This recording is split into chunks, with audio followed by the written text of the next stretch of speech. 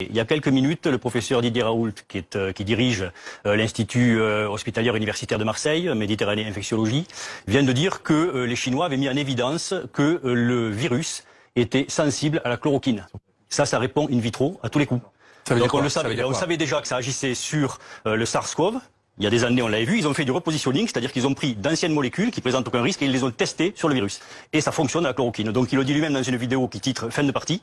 Et il dit que ça serait l'infection respiratoire la plus facile à traiter puisque répondant à la chloroquine. Alors expliquez-nous comment ça fonctionnerait pour soigner alors. C'est un antipaludin synthèse. Donc ils l'ont essayé, si tu veux, ils l'ont essayé sur le virus et in vitro, le virus répond à la chloroquine, c'est-à-dire que avec 500 mg de chloroquine pendant 10 jours, on guérit. Et on améliore grandement, dit-il dans sa vidéo, l'infection. Donc on est sur une piste qui est une piste non négligeable et très importante et à suivre. Et c'est une molécule qui est utilisée pour quel type de pathologie habituellement? Le paludisme. D'accord. Donc on aurait trouvé une molécule qui pourrait nous prémunir de ce virus. Voilà, alors, donc il n'y aurait pas besoin de vaccin? Il faut rester prudent, mais si on en croit la vidéo de Didier Raoult mise en ligne encore une fois cet après-midi, ils sont sur on peut le prendre au sérieux. Oui, oui. Et à quel moment on pourra dire il a raison, parce que vous dites que c'est une piste d'infectiologie en France. D'accord, mais alors là c'est une piste, à quel moment on pourra dire officiellement, voilà, c'est ça le... Il faut lui demander, mais lui, devant un parterre, on entend qu'il y a des gens il parle à des gens, il donne une petite conférence devant des gens, il dit voilà, ça serait l'infection la plus facile à traiter, quoi.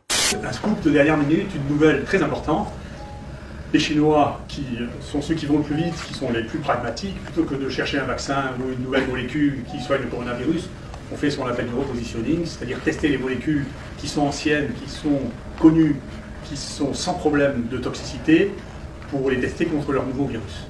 Ils l'ont testé contre leur nouveau virus, ils ont trouvé, comme ça avait été trouvé sur le SARS et oublié, que sur leur nouveau virus, leur nouveau corona, la chloroquine est active in vitro.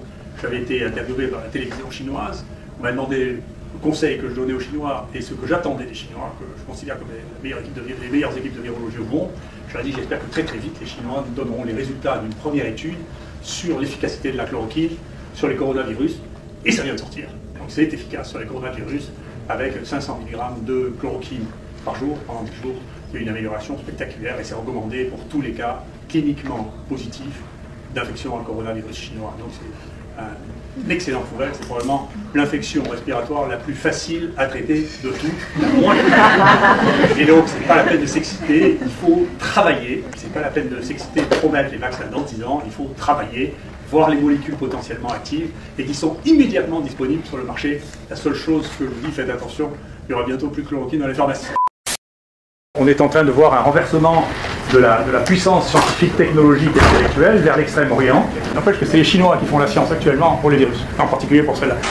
La charge virale, le traitement, on regarde avec le traitement que la charge virale diminue et quand elle est en dessous d'un certain seuil, les gens sont plus contagieux et ils sont plus malades.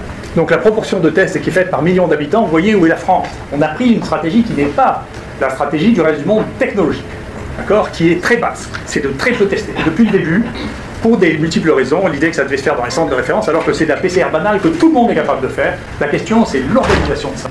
Les gens qui portent ce virus montrent qu'ils portent le virus pendant, en moyenne, 20 jours, si vous ne les traitez pas. Donc ça veut dire que si quelqu'un commence à avoir ce virus, il est contagieux pendant 20 jours. D'accord? Ça, c'est si vous ne le traitez pas.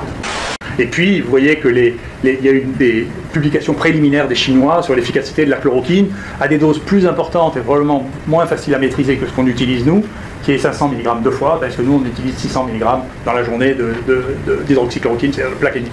Et vous voyez que les Chinois avaient publié assez tôt dans Cell Research, c'est pas des journaux, c'est pas les bandes dessinées, hein, c'est pour venir un peu de sérieux et que les gens qui expriment leur opinion sur du savoir et eux-mêmes un savoir vérifiable, ce qui n'est pas le cas actuellement. Une des choses qui nous a surpris, mais à moitié seulement, c'est que vous voyez en bas, on conseille, nous et d'autres, depuis longtemps, de donner un antibiotique dans les infections virales respiratoires parce qu'elles se compliquent surtout de pneumopathie. Et vous voyez que quand on compare le pourcentage de positifs avec l'association d'hydroxychloroquine et d'azithromycine, vous voyez qu'on a une diminution absolument spectaculaire du nombre de positifs. Tous les gens qui meurent, à part ceux qui meurent de complications ultimes de SDA, qui meurent avec le corona, meurent avec le virus. Donc le fait de ne plus avoir le virus, ça change le pronostic. De fait, c'est ça les maladies infectieuses, si vous n'avez plus le microbe, vous êtes sauvés. Il faut que les gens qui décident au moment se posent la question de ce qu'ils vont faire, s'ils commencent à tousser, avoir de la fièvre, qu'ils ont été en contact avec quelqu'un qui a la maladie, est-ce qu'ils vont faire ce qu'on suggère de rentrer chez eux et d'attendre que ça passe jusqu'à ce qu'ils aient une détresse respiratoire, ou s'ils se font tester et être traités? C'est une vraie question. Donc j'espère qu'on va faire évoluer la réflexion sur le fait de, vous savez, les maladies infectieuses, on fait le diagnostic et le traitement, et si on fait le diagnostic et le traitement, on limite la contagion et on limite la mortalité. Voilà, merci à vous.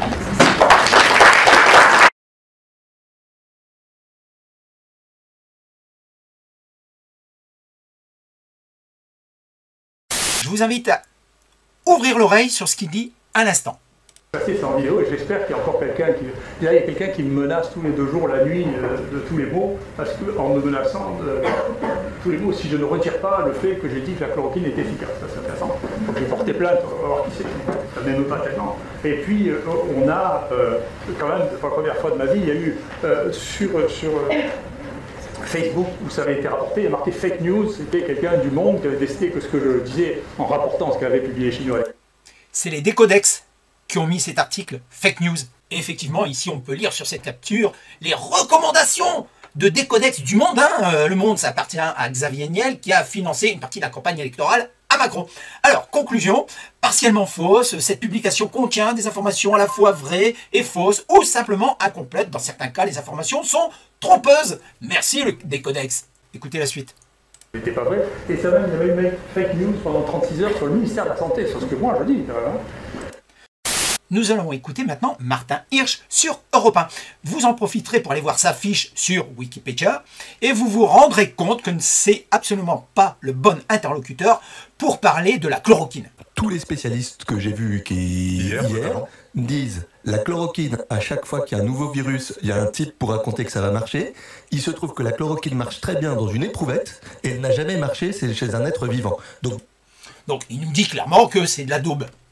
Donc, pour confirmer la chose, il y a un tweet du ministère de la Solidarité et de la Santé qui le confirme également. Chloroquine, aucune étude rigoureuse publiée dans une revue internationale à comité de lecture indépendante n'existe. Enfin, ça veut dire que chloroquine, c'est de la daube. Mais que peut-on lire dans l'article qui est mis sur Méditerranée Infection, quand même, ils ne travaillent pas chez Europe 1, eux. Alors, après analyse de ces résultats, un comité chinois incluant des experts du gouvernement, des autorités de régulation et des principaux investigateurs des essais cliniques a conclu que la chloroquine avait une activité clinique contre les virus. Donc en totale contradiction avec le tweet du ministère des Solidarités et de la Santé. Et comme le disait le professeur dans sa vidéo, il a été considéré comme fake news, même par le ministère de la Santé. Il y a un gros problème quelque part au niveau national.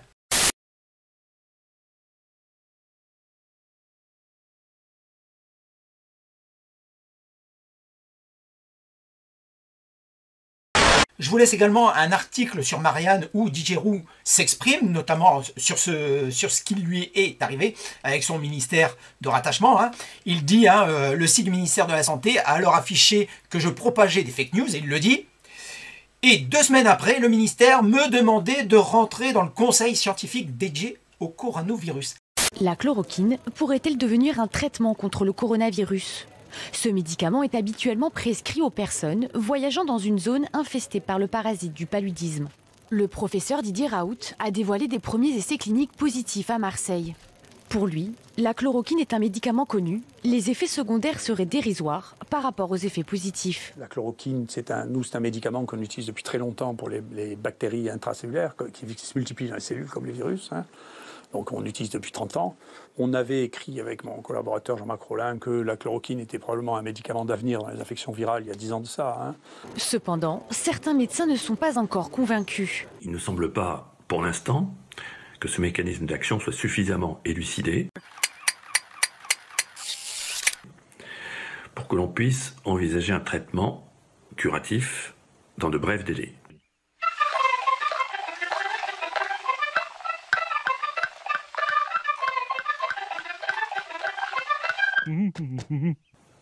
Il est notamment besoin de faire d'autres expériences. Le ministère de la Santé devrait étendre cet essai clinique. Après ces résultats encourageants observés en France et en Chine, Donald Trump a prédit un recours imminent à la chloroquine, malgré l'appel de certains experts à la prudence. La chloroquine est-elle la nouvelle arme anti-Covid-19 ? Le gouvernement marocain en est convaincu, alors que les chercheurs français en sont encore à la phase de test. Le ministère marocain de la Santé vient de racheter au laboratoire français Sanofi l'ensemble du stock de Nivaquine, un médicament à base de chloroquine produit dans ses usines de Casablanca. Sanofi Maroc confirme à RFI l'opération, la bonne opération même puisqu'elle se double d'une commande supplémentaire. Dès mercredi, le Premier ministre marocain, sur son compte Twitter, affirmait que tous les malades du Covid-19 seraient traités au Plaquenil, médicament lui aussi à base de chloroquine. D'après le site en ligne ligne Yabiladi. À la suite des informations sur les tests menés en France, les Marocains s'étaient déjà rués sur les stocks de Plaquenil en pharmacie. De mon point de vue, il y a une espèce d'excitation. Il faut trouver des médicaments nouveaux, il faut trouver des vaccins. Et donc, vous leur dites, écoutez, vous voulez pas, juste la chloroquine, c'est pas compliqué, c'est pas cher, vous voulez pas prendre ça. Enfin, vous coupez l'herbe sous les pieds d'une quantité de gens qui pensent qu'ils vont avoir le prix Nobel pour avoir trouvé un nouveau médicament contre le coronavirus. La chloroquine est un médicament qui a été très longtemps utilisé contre le paludisme. Elle n'est pas spécifique du paludisme, c'est un médicament qui modifie l'acidité des sacs qui, à l'intérieur des cellules, permettent la digestion des microbes. Il ne semble pas, pour l'instant, que ce mécanisme d'action soit suffisamment élucidé.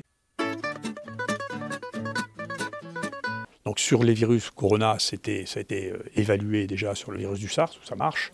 Et deuxièmement, ça a été évalué très récemment sur le coronavirus chinois, parce que les Chinois vont très vite. Et ils l'ont tout de suite évalué, ils ont publié ça. Et donc on a fait une publication qui est online, qui a été rapportée en disant, écoutez, on voit bien que le traitement du corona, ça va probablement être la chloroquine, parce que ça marche in vitro, parce que ça coûte pas cher. Et d'ailleurs, dès que ces résultats avaient été acquis, le gouvernement chinois avait fait un communiqué de presse en disant, écoutez, on pense que ce traitement va tout révolutionner parce qu'il coûte pas cher et parce qu'il marche in vitro. Le processus auquel nous sommes habitués en science, c'est de dire oui, ça marche au laboratoire, mais il faut d'abord démontrer avec une étude, si possible comparative, que ça marche aussi chez les humains, même si c'est un médicament sur lequel on ne voit pas bien ce qui pourrait ne pas marcher, si vous voulez. Mais c'est une espèce de rite scientifique, si vous voulez, dont on n'est pas sûr qu'il soit très raisonnable, parce qu'on sait exactement, quand on prend de la chloroquine, combien il y en a dans le sérum, et si ces concentrations dans le sérum empêchent la multiplication virale, on ne voit pas trop quelle est la question. Il faut confirmer que c'est vrai, très bien, on a confirmé que c'est vrai, mais tout ça est simple quand même. Les choses sont très compliquées avec les médicaments nouveaux, mais les médicaments anciens, on connaît parfaitement leur cinétique, on connaît leur toxicité, donc c'est une question simple. Il ne semble pas, pour l'instant, que ce mécanisme d'action soit suffisamment élucidé.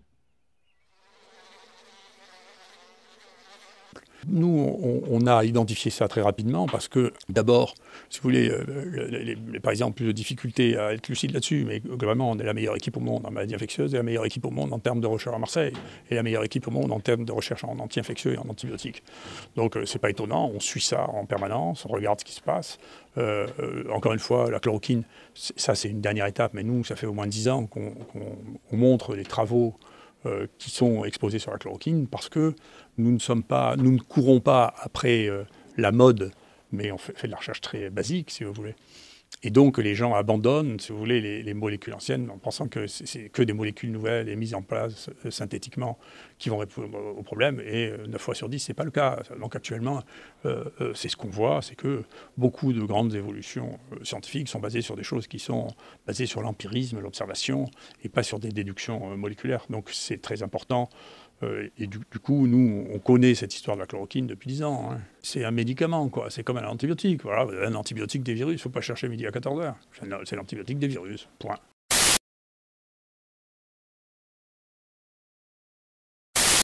Nous allons pouvoir rendre ce médicament disponible quasiment immédiatement, a assuré le président américain lors d'une conférence de presse à la Maison-Blanche, estimant que cela pourrait changer la donne face à la pandémie.